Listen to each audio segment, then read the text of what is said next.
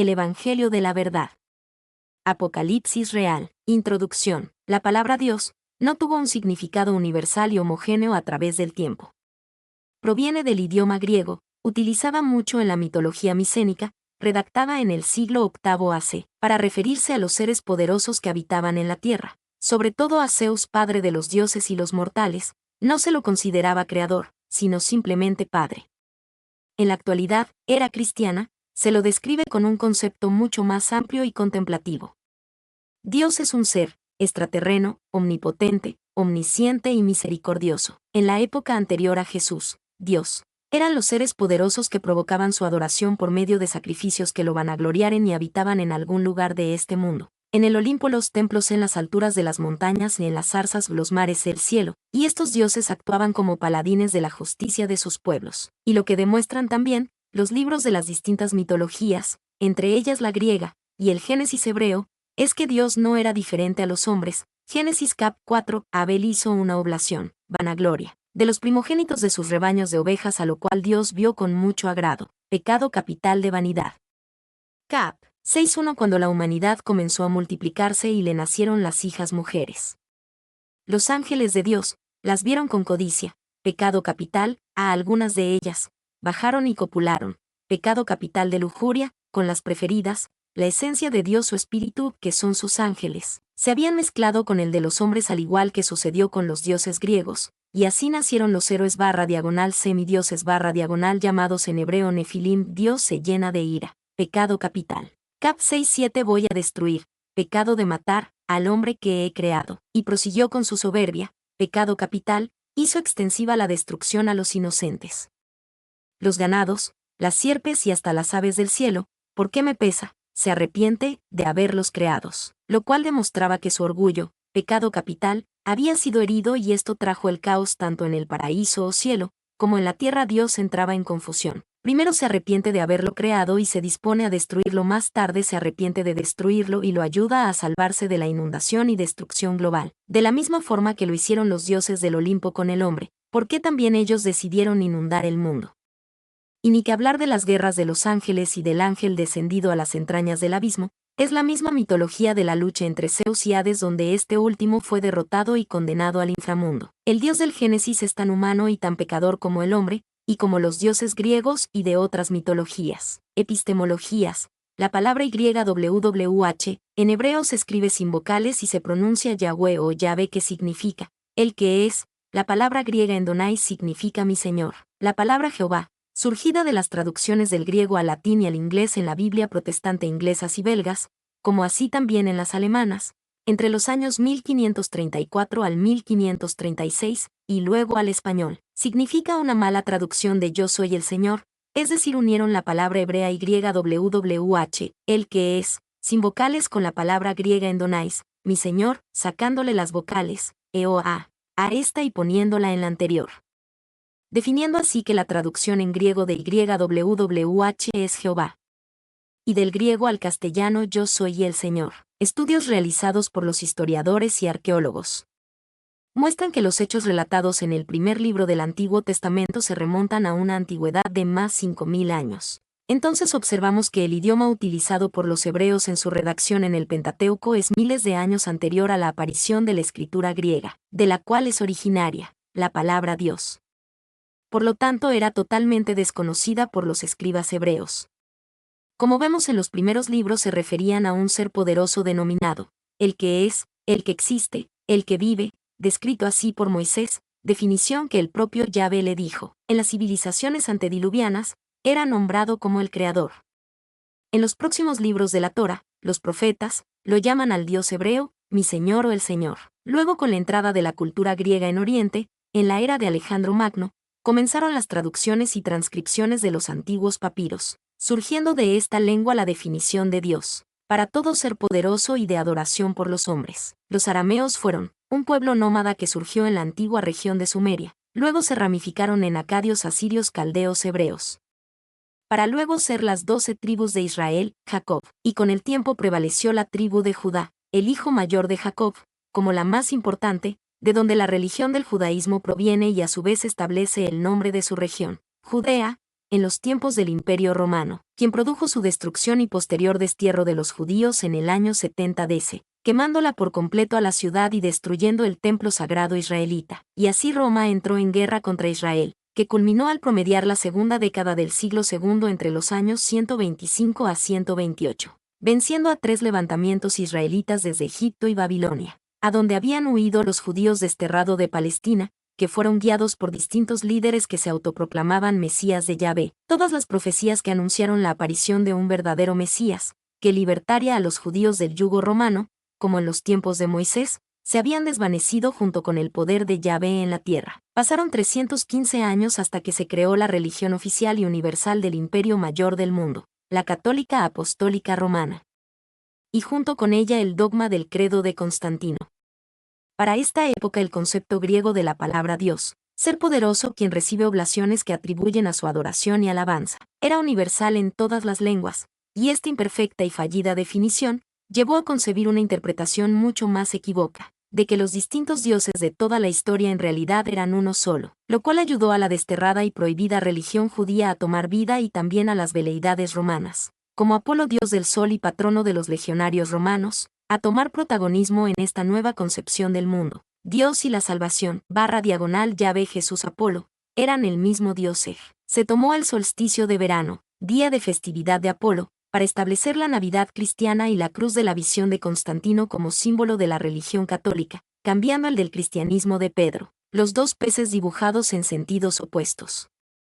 Este ensamble de judíos cristianos romanos paganos no sobrevivió mucho tiempo. Los cismas pronto empezaron a verse. El apocalíptico siglo XX trajo el holocausto judío, las apariciones de la Virgen María, con sus controvertidos mensajes sobre todo en Fátima, las guerras mundiales, que dejaron en claro dos nuevos órdenes en el mundo, el capitalismo y el comunismo, y una rara coincidencia, tanto el materialismo de uno como el ateísmo del otro deja de lado la espiritualidad, y ambos ponen a Dios muy distante y abstracto de la realidad.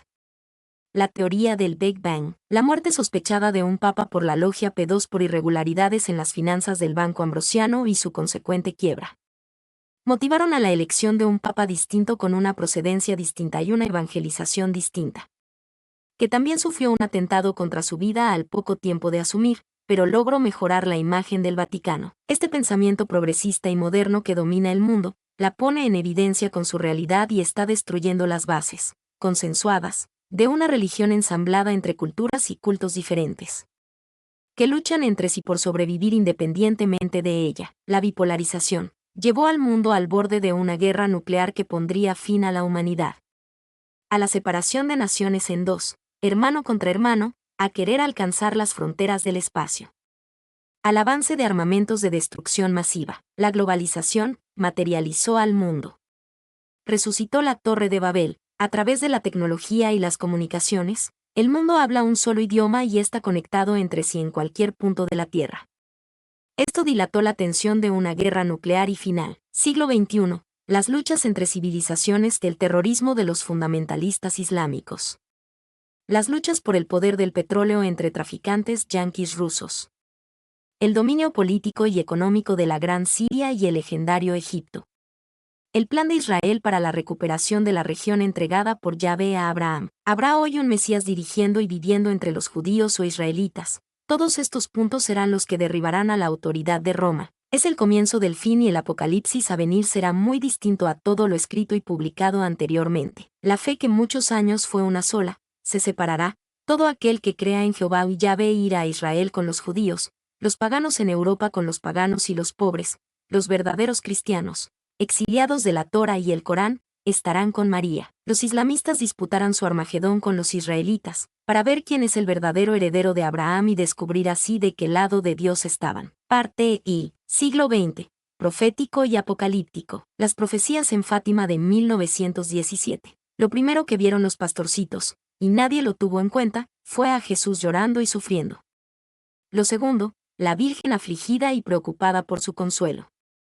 Luego vieron el fuego del infierno y las almas quemándose. Después de esto, las revelaciones posteriores fueron encomendadas a Sor Lucía y ésta las entregó a distintos papas en distintas épocas, de las cuales la más importante es la imploración de que todos los obispos consagren el corazón inmaculado de María. Las profecías de Nostradamus fueron aterradoras y apocalípticas a tal punto que dio fecha para el fin del mundo, el mes séptimo del año 1999, hablaban también de un anticristo oriental, un papa negro y una guerra final. Las profecías de San Malaquías.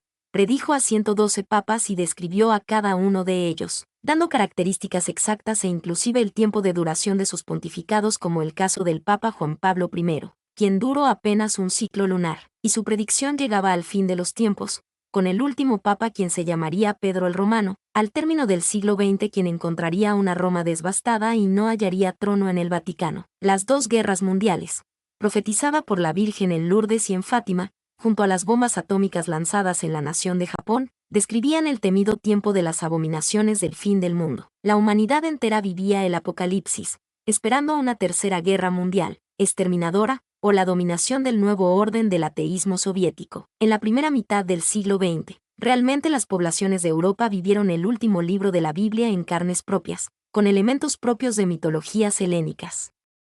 La Madre de Dios apareciendo y haciendo revelaciones en un punto del continente, mientras en el otro extremo se levantaba un gigante sin precedente en ideologías y armamentismo, y en el centro de Europa una voraz bestia diabólica libre de cadenas. Sometía al pueblo judío y a todo disidente a mortificantes torturas y estudios abominables de experimentación y aniquilación. La segunda mitad del siglo XX, el terror siguió pero transformado, la ciencia tomó un rol protagónico y decisivo. Quitó todo elemento místico de los conflictos mundiales e intervino en la difusión de una nueva concepción: nada es inexplicable y todo es compatible. Así se derribaron los muros separatistas del continente y el fenómeno de la globalización surgió con aire de esperanzas y bienestar. Resurgimiento del pueblo de Yahvé. Después del holocausto sufrido en Alemania, los israelitas habían despertado de un sueño de 2000 años. Rápidamente consiguieron apoyo político de las grandes naciones triunfantes en Europa y formaron, en un abrir y cerrar de ojos, un ejército poderoso, y en una guerra de 6 días, instalaron el Estado de Israel, en la antigua región de Palestina. Estaba entre comillas porque hasta el momento, siglo XXI, aún no definieron sus fronteras y siguen las guerras con sus vecinos por más territorios. Recordemos que Palestina, después de la ocupación militar y civil romana en el año 70, fue tierra pagana donde habitaban romanos, griegos y gentiles, hasta que en el siglo VII, el Islam surgió y se apoderó de ella, junto con su ciudad sagrada Jerusalén, y la convirtió en el principal centro de oración del mismo. Las cruzadas europeas para liberarla, financiadas por el Papa, las bancas judías y masónicas, fueron derrotadas por los musulmanes. Entonces los israelitas, dispersos y errantes, por 2 milenios se amoldaron a las distintas concepciones modernas y occidentales de la vida, ya que no había un arca poderosa que derribara murallas, ni Dios que hablara con los hombres, ni reyes, ni profetas, ni Mesías que los guiaran, y muchos de ellos se entregaron al cristianismo, pensando que realmente ese Dios guerrero y todopoderoso que quería a su pueblo por sobre las demás naciones, había cambiado su plan, para ser Jesús el misericordioso y humilde pastor de los pobres. Pero las persecuciones antisemitas europeas y nazis, como las atrocidades cometidas en los campos de concentraciones por el Tercer Reich, fueron realizadas ante la total pasividad y distracción del pontífice de Roma y de toda su congregación. Hasta se podría sospechar de complicidad, ya que el aliado más cercano a los nazis, el Duce, había restituido al Vaticano grandes extensiones de latifundios, que habían sido expropiado por el derrocado rey Víctor Manuel. Recién cuando el agua les llegó al cuello y las metralletas sonaban en los propios techos, se rasgaron las vestiduras por los pobres judíos muertos y despedazados por el holocausto. Este es el detonante del cisma oculto y silencioso. El pueblo hebreo ya no tenía dudas, entre Yahvé y Jesús nada era parecido, y decidieron separar el Antiguo Testamento, la Torá, de toda concepción occidental y volver a las raíces, el retorno a la tierra prometida y a las promesas épicas de Yahvé, y vivir nuevamente en donde alguna vez su Dios residía con ellos, en donde los héroes como David y los grandes ejércitos como el del profeta Samuel vencieron a sus enemigos en la región. Esperando por el verdadero Mesías de Yahvé, quien traerá la justicia, doblegará a los enemigos y alzará a Israel sobre las demás naciones del mundo. Salmo 135. Oh Yahvé, hace subir las nubes de los extremos de la tierra, hace los relámpagos para las lluvias, saca de los depósitos sus vientos. Él es quien hizo morir a los primogénitos en Egipto, desde el hombre hasta las bestias. Envió señales y prodigios contra el faraón y contra todos sus siervos. Destruyó muchas naciones y mató a reyes poderosos, a Sehón rey amorreo, a Ag rey de Basán y todos los reyes de Canaán, y dio las tierras de ellos en heredad al pueblo de Israel. En el libro de Josué se describe bien cómo Yahvé asesinó a estos reyes, para quitarles las tierras y distribuirlas en las 12 tribus de Israel. Los cismas en la Iglesia romana. Las diferencias de culturas entre Oriente y Occidente pronto entraron en conflicto en la nueva religión universal, una absurda pero no menos importante lucha de supremacía entre los patriarcas de Orientes, sobre todo el de Constantinopla y el obispo de Roma. Llevó una tensión de varios años, entre excomuniones de ambos bandos, entre los siglos IX y XI. Hasta que culminó con el conocido cisma de Oriente, que separó a católicos romanos de los ortodoxos y así la Iglesia ensamblada, tuvo su primer desprendimiento, y continuó el paganismo reinante en los papas occidentales, que derivó nuevamente en otras rupturas y esta vuelta a la rama desprendida, los protestantes, dio 3 ramificaciones más, calvinistas, luteranos y anglicanos. Pero la historia no termina ahí, sino que la libre traducción y la libre interpretación de la Biblia siguió subdividiendo las ramificaciones. Estos nuevos movimientos religiosos llamados evangélicos tienden a llevar a Jesús mucho más cerca a Jehová o Yahvé, rechazan la cruz por ser el símbolo del romanismo de Constantino y al entronado obispo de Roma, a quien consideran como la continuidad del César. Profesan un Dios rey, victorioso, que tiene poderes, que imparte justicia, que es temido. Están muy cerca de ir con los judíos más que con los cristianos. Ellos no aceptan un Dios doblegado, compasivo, sufriente, sin ira y resignado, que fue crucificado, por abrazar el desprecio a este mundo y a su príncipe. Quien aborrezca su vida en este mundo vivirá conmigo. En toda religión y nación, quedó la antigua idea de Dios. Y al ver a un Jesús que no quiere ser rey sino obrero, que quiere ser amado y no temido, que es equitativo y no castiga, que llama a la humildad y a la austeridad, que dignifica a los pobres, leprosos y a los oprimidos, perdona sus deudas y sus ofensas, que abandona a su rebaño de justos para ir al buscar al desobediente.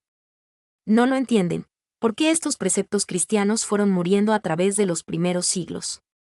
Todos los creyentes de la religión ensamblada creada en el siglo IV, por el emperador romano Constantino, esperan ver la ira de Dios, la justicia de Dios, la salvación y la recompensa de los justos, el castigo de sus condenados, la destrucción del mundo pecador y el poder de un Dios inexistente. Justicia es dar a cada uno lo ameritado, es impartir premio y castigo.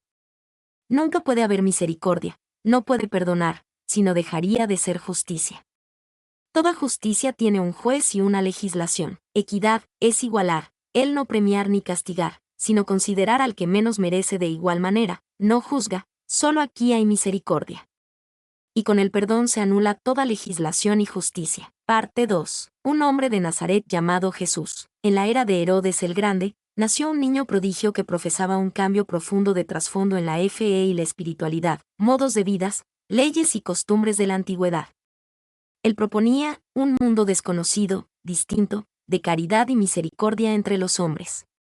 Según los relatos de los evangelios son los libros que describen lo desarrollado por Jesús, y en la religión católica solo se aceptaron la versión de 4 de ellos. San Mateo / San Marcos / San Lucas / San Juan, solo 2 lo conocieron. San Juan, el apóstol fiel que permaneció junto a Cristo en la cruz, y San Mateo, el recaudador, y otro detalle importante: su autenticidad data de fines del siglo I, año 82 al 96, y principios del siglo II, son transcripciones de originales desaparecidos. Quedaron afuera de la religión católica el de los apóstoles Pedro, Tomás, Felipe, Judas, los papiros del Mar Muerto, el de María Magdalena, entre otros. La doctrina de Jesús se basa, esencialmente, en la liberación del hombre a través del arrepentimiento y el amor al prójimo.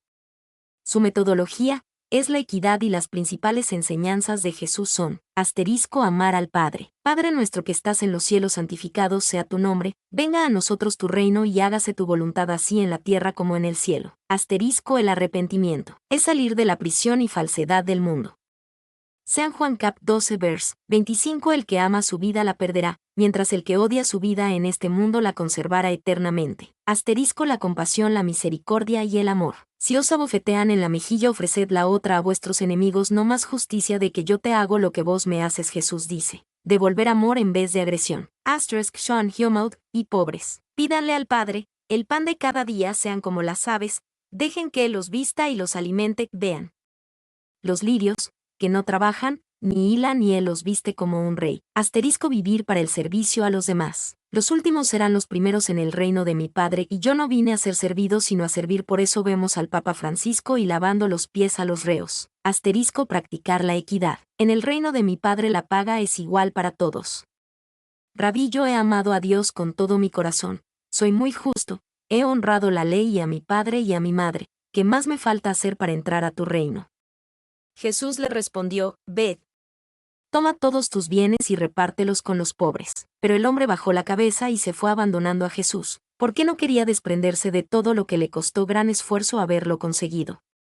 Y Dios exclamó, es más fácil que un camello entre por el ojo de una aguja, que los ricos al reino de mi Padre. El por qué lo juzgaron, sentenciaron y mataron a Jesús. Esta ideología del perdón e igualdad es subversiva.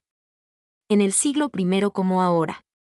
Nadie acepta ser igualado y que el crimen quede sin castigo. Los fariseos judíos le llevaron una mujer que acababa de cometer adulterio, para que Jesús la juzgue, esperando confirmar si era el Mesías o no de Yahvé, resaltándole la ley del mismo, lapidarla hasta morir. Los fariseos eran hombres que no se consideraban pecadores, sino justos obedientes de la ley de Yahvé, S. Lucas cap 18:11, y por eso tenían la autoridad moral de hacer cumplir la justicia del Dios de Moisés y Abraham. A lo cual Jesús respondió, quien de ustedes no haya cometido adulterio, que arroje la primera piedra. Jesús así, igualó las condiciones, y los jodió, sabiendo que todos ellos habían cometido adulterio, porque Yahvé permitía el adulterio en el hombre con su ley primera. Id y multiplicaos promovía la poligamia. Israel tuvo sus 12 hijos en 4 mujeres, pero castigaba con la muerte el adulterio en la mujer. Para luego decir Jesús, ve, anda mujer, eres libre. Yo no te juzgo, quedó la mujer sin castigo. Este hecho enfureció a los judíos. En los pueblos de la antigüedad, como los hebreos, la ley y la justicia estaban estrechamente unidas. La Torá es la ley de Yahvé y la primera justicia se impartió, según el Génesis. Ante la violación de la primera orden de Yahvé, no comerás ese fruto, y no hubo misericordia para el hombre, sino condena y exclusión por parte del Creador. Esta ley es excluyente, y Jesús empezó a tener notoriedad y se hizo público entre los excluidos, rameras, adúlteras, publicanos, ladrones, samaritanos, ciegos, paralíticos, leprosos y gentiles galileos, etc. Y el conflicto comenzó a generarse porque la nueva buena que enseñaba Jesús los incluía en el reino del Padre, un Padre distinto a quien los excluyó con su ley, y según los evangelios Jesús exclamó, yo no vine a cambiar las leyes, sino a perfeccionarlas. Con esto algunos fariseos se contentaron, pero otros interpretaban que Jesús ofendía al creador de las leyes llamándolo imperfecto y comenzaron a seguirlo hasta que lo atraparon y lo juzgaron. Reunidos los miembros del Sanedrín,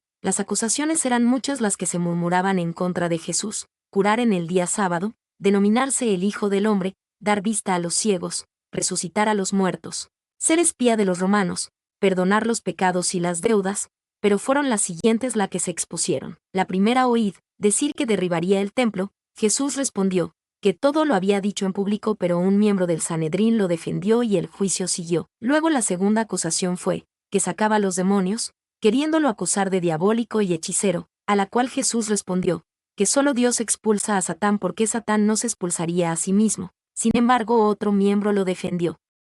Y entonces el sumo sacerdote hizo la acusación clave, ¿eres tú el Dios vivo? Y Jesús respondió, sí, tú lo has dicho. Yo soy el que verdaderamente es. De no ser traducida esta frase en griego en los siglos posteriores quizás hubiese quedado en hebreo de esta manera: eres tú Yahvé, si el verdadero Yahvé. Luego Jesús exclamó, y verán al Hijo del Hombre venir con la gloria sentado al lado del Padre sobre Jerusalén. Entonces se rasgaron las vestiduras y acusándolo de blasfemo contra Yahvé y la Torá, lo escupieron, abofetearon y golpearon hasta dejarlo inconsciente. Y luego pensaron, nosotros no lo debemos matar, él tiene muchos seguidores en Galilea, desataríamos una guerra civil, porque él habría dividido nuestra fe, y sería la oportunidad que los romanos están esperando para exterminarnos. El sumo sacerdote expresó, exterminemos a este y salvémonos nosotros, entreguémoslo a los romanos para que lo crucifiquen y sean ellos los responsables de su muerte, y así sus seguidores irán contra Roma. Volviendo en sí, Jesús frente a Poncio Pilatos y a su pregunta inquisidora, ¿eres tú el rey de los judíos?, perplejo y asombrado exclamó, ah, eso es lo que te dijeron. Esta reflexión de Jesús muestra claramente cómo los fariseos, hábilmente, cambiaron la acusación de blasfemo contra la Torá y Yahvé, de la cual Roma no tiene intervención, sedicioso contra el imperio. Y Jesús, para demostrar que contra el César no tenía nada, respondió: mi reino no es de este mundo. Luego, y de acuerdo a las leyes romanas, que exige un abogado para todo enjuiciado, un centurión le dio cumplimiento y lo defendió, abogando que había escuchado varias de sus predicaciones y en ninguna interpretó ofensa alguna contra el César y sus leyes. Y en público se le oyó decir: dar al César lo que es del César. Y Poncio Pilatos, Roma: lo juzgo inocente, yo no encuentro culpa alguna en este hombre. Pero los fariseos insistieron, presionaron y amenazaron en contra del gobernador, quien no quería crucificarlo. Según ese Juan. Hasta que lograron matarlo en la cruz, y según el evangelio de este apóstol ellos, los judíos, son los que querían crucificarlo. Parte 3. El cisma del siglo I. Después de la muerte de Jesús, la fe cristiana se convirtió en disidente con la ley de la Torá de los judíos y estos asesinaron muchos seguidores de Jesús, como el apóstol Santiago, acusado de blasfemo, que fue arrojado por los fariseos desde el techo del templo principal y apedreado en el suelo hasta morir, al igual que Esteban, el primer mártir. El Sanedrín, con su guardia propia de soldados israelitas, los mismos que apresaron a Jesús, según relatan los evangelios, persiguieron, enjuiciaron, encarcelaron y mataron a todo aquel que predicara la nueva, buena o el llamado el nuevo evangelio, por ser blasfemo y contrario al Antiguo Testamento, la Torá. Por eso los demás discípulos, que no fueron muertos por los fariseos, comenzaron a retirarse de la ciudad y a predicar en otras tierras. Pero las grandes influencias que le dio su alianza con Roma, a los sumos sacerdotes del Sanedrín, convencieron a los gobernadores de la región a perseguir y matar a los disidentes blasfemos. Como el caso del general, con ciudadanía romana, Saulo de la ciudad de Tarso, luego se convertiría al cristianismo, siendo el apóstol San Pablo, que se puso al servicio de los fariseos y de los ejércitos israelitas, para la persecución y exterminio de los cristianos que predicaban afuera de Judea, en Antioquía y Damasco. Y así esta nueva doctrina convulsionó el imperio, pero en el año 70 DC. Un nuevo y despiadado emperador, Vespasiano, gobernaba Roma y, cansado de los conflictos religiosos en todo el territorio del imperio, entró en guerra contra Israel y mandó al general Tito a destruir desde raíz todo cimiento de fe hebrea, causante principal del caos. Y así fue como destruyó e incendió a la ciudad sagrada de Jerusalén y derribó el sagrado templo de Yahvé, desterró a los judíos de Palestina, prohibió la Torá en todo el imperio y a los cristianos los denominó secta, rama o parte, y recién ahora, oficialmente Roma empieza a perseguir a los cristianos, por considerarlos una rama o parte desprendida de la religión judía. La profecía del Mesías. Roma había conquistado su imperio a través de dos vías, mediante la guerra, aniquilando al enemigo y apropiándose de sus tierras, y mediante la paz romana, que consistía en una ocupación y administración pacífica respetando a los pueblos sus costumbres y autoridades, a cambio de un tributo al César en señal de aliado. Y esta era la condición en que se encontraba Israel en época de Jesús, era aliada de Roma, como lo expresa el apóstol San Juan. Cap 19. Los fariseos judíos exclamaban: nuestro único rey es el César, y si tú, Pilatos, no crucifica a Jesús, no eres amigo del César como nosotros. Los tetrarcas son los 4 hijos del rey Herodes el Grande, entre ellos Herodes Antipas, tetrarca de la región de Galilea, que eran el gobierno y el Sanedrín, cúpula de la fe hebrea. Habían firmado este trato de alianza con Roma, pero el pueblo de Israel estaba en contra del mismo, ya que los tributos cobrados por los propios publicanos judíos, el caso de Mateo, los agobiaba, los degradaba y empobrecía.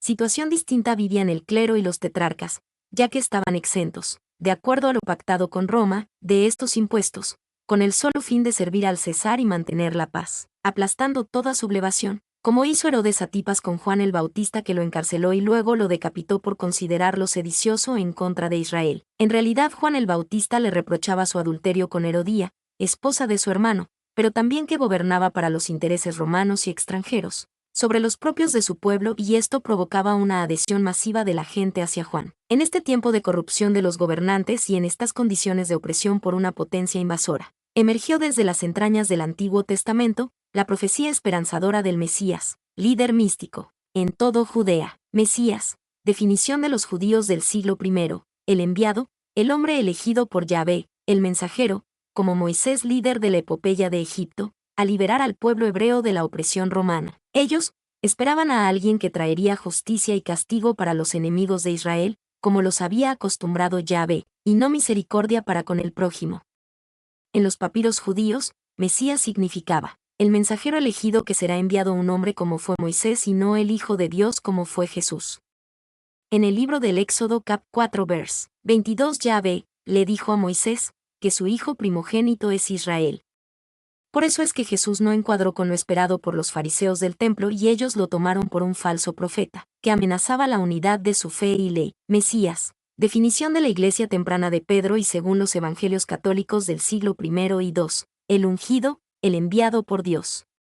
Y según la Iglesia católica apostólica romana del siglo IV, el Hijo primogénito del Dios vivo, que vino a entregarse en sacrificio para el perdón de nuestros pecados y ofrecernos la reconciliación con Dios mediante el arrepentimiento, dando esperanzas de vida eterna por medio de la resurrección. El Islam, los descendientes de Ismael, hijo primogénito y legítimo de Abraham, y según ellos, el verdadero pueblo de Dios. En el Corán, Biblia musulmana, Jesús de Nazaret y no de Belén, es el último profeta, y es Mahoma, Muhammad, el mensajero, el hombre elegido por Alá. Haya traducción árabe de la palabra hebrea Eloah y Dios en castellano, quien alzó a su nación sobre las demás.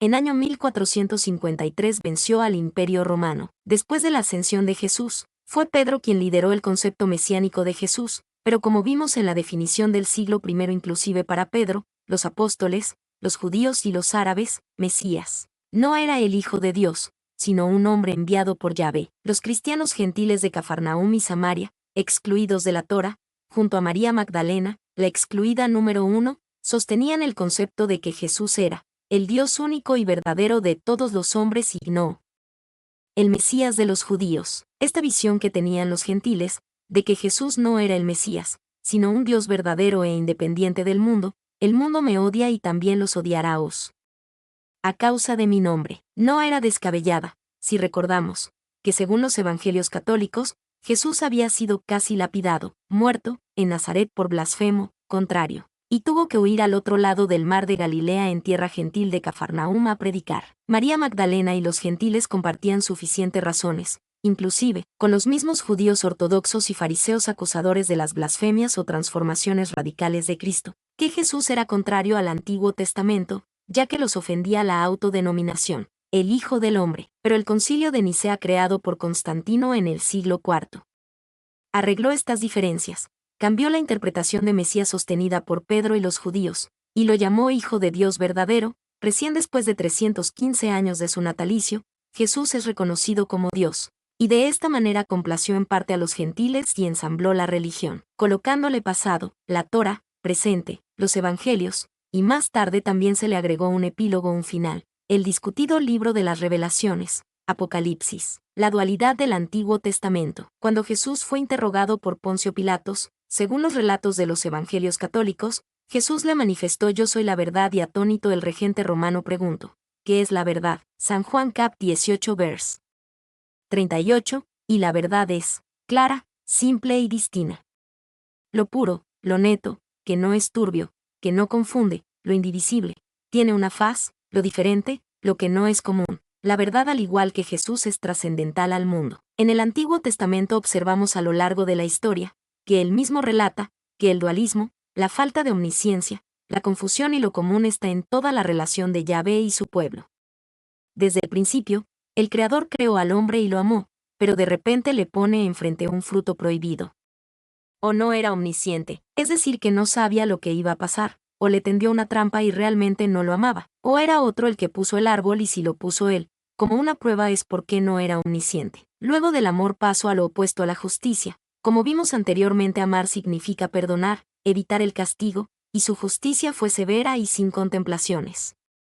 ¿Por qué no tuvo misericordia? Luego vienen las confusiones, las guerras entre los ángeles que fornican con las hijas de los hombres, la guerra entre los hombres, caos en paraíso con los ángeles y caos en la tierra con los hombres. Entonces el Creador se llena de ira, el sentimiento más semejante a los humanos, lo cual mostraba que no era diferente, y decidió destruir al hombre. Pero en un último acto de arrepentimiento y misericordia decidió darle una nueva oportunidad, o quizás no fue él, porque Dios no debe detener dos caras, una para amar y perdonar y otra para castigar.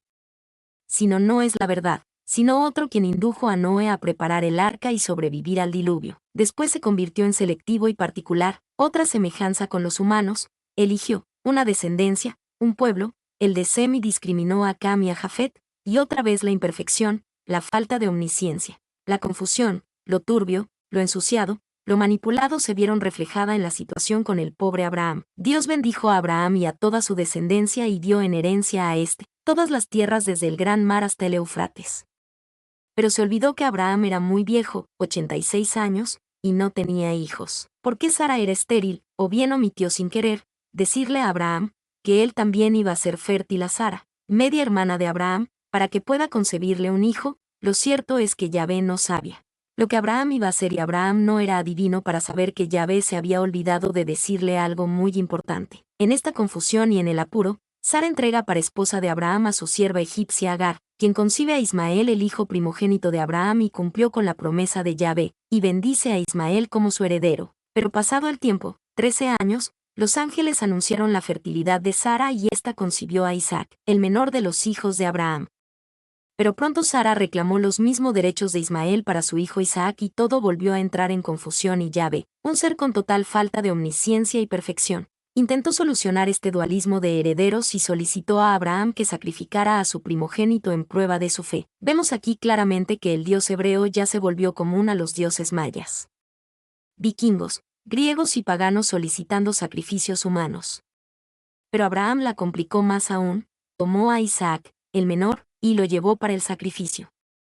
En este caos, en esta dualidad e incomprensión, una voz a tiempo salvó la vida de Isaac, pero el conflicto de las tierras y del verdadero heredero de Abraham sigue sin resolverse. Siglo XXI. ¿Por qué Yahvé, Alá, terminó bendiciendo dos grandes naciones, los ismaelitas descendientes de Ismael, árabes musulmanes, y los descendientes de Isaac, israelitas judíos, con las mismas tierras? Pero como lo insinúa Jesús en toda su doctrina, este Dios no es la verdad, nada hizo claro, para todo tuvo dualismo, no fue simple, ni fue tampoco distinto o diferente a otros dioses de la época, emoticono cara guiñando.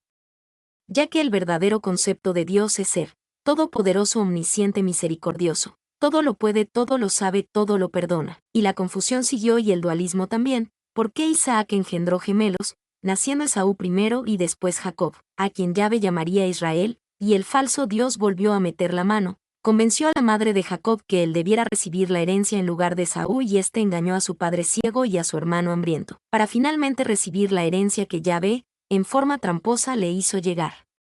Y luego fue padre de 12 hijos, las 12 tribus de Israel. Pero para Yahvé nada le es fácil y todo se le complica y se le hace confuso. ¿Por qué también Ismael tuvo 12 hijos y la hija de éste se casó con Esaú, quien sería el heredero original y legítimo de Isaac, por ser el primogénito?